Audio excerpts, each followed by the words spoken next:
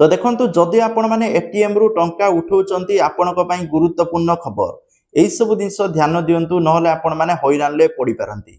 प्रथम जिंस रहउची वर्तमान कोन होची आपण मान जानचंती जे बिना एटीएम रे मध्ये पैसा उठेई पारिबे। आपण जदि फोन पे गूगल पे यूज करूचंती एटीएम रे स्कैनर आसीबो बस आपण स्कैन करिक जति उठिया गदा सति पैसा देबे आपण को कैश उठे देबे।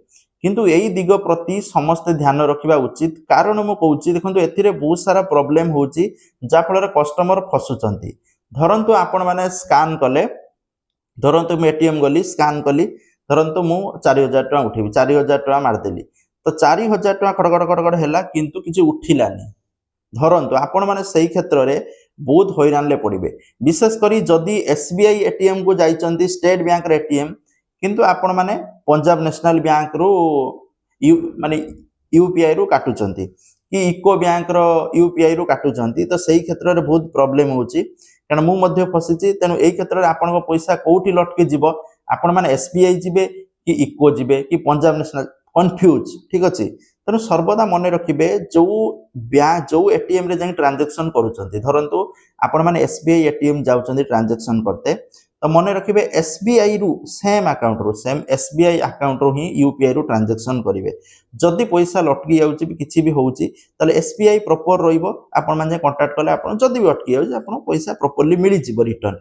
किंतु यदि अलका बैंक होय ताले आपण पैसा पाइबा बहुत प्रॉब्लम हबो दौड़ते पड़िबो बहुत सारा अच्छी प्रॉब्लम ठीक अच्छे पैसा ठीक भाव में आपको आसी भी न पारे इमिति भी सिचुएशन है ठीक अच्छे।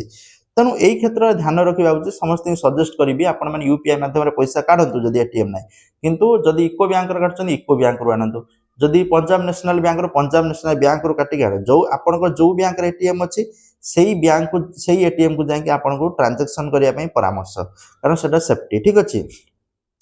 ता सहित एसबीआई एटीएम विड्रो रूल होची जे आपण माने प्रति मास सॉरी प्रति थर पर डे 40,000 टंका रु नहीं कि 1 लाख टंका पर्यंत एटीएम रु विड्रो करि पारिबे जदि आपनकर एसबीआई एटीएम कार्ड अछि। किंतु डिपेंड करूची या कोन ना आपण माने कार्ड टाइप विभिन्न कार्ड टाइप रे आपण माने अलग अलग उठे पारे सिमिनो जे कोन कार्ड अछि लाख टंका एटीएम उठे पारे ना। जदि आपनकर क्लासिक मेट्रो सॉरी मेस्ट्रो आ ग्लोबल डेबिट कार्ड अच्छी एसबीआई रे ताले 40,000 टंका पर्यंत प्रतिदिन उठे पारिबे। जदि आपनकर गोल्ड इंटरनेशनल डेबिट कार्ड अच्छी ताले 50,000 टंका पर डे उठे पारिबे। जदि आपनकर प्लैटिनम इंटरनेशनल डेबिट कार्ड अच्छी ताले 10,000 टंका पर डे उठे पारिबे। जदि master card world debit card अच्छी अप टू 2 लाख टंका पर डे एटीएम रु उठे पारिबे कोनोसी प्रॉब्लम नै ठीक अछि। as at SBI ATMs 5 transaction free other bank ATM 3 transaction free. जदि आपण माने अलका कोनोसी बैंक रे जाई थरंतु आपनकर एसबीआई एटीएम अछि किंतु अलका एटीएम रे जाई पैसा उठौचंती ताहाले आपण को 3टा ट्रांजैक्शन फ्री दियाबो। तापर जदि आपण करिवे आपण चार्जेस देबे केते टका चार्जेस देबे ना 15 टका प्लस जीएसटी चार्जेस देबे ठीक अछि।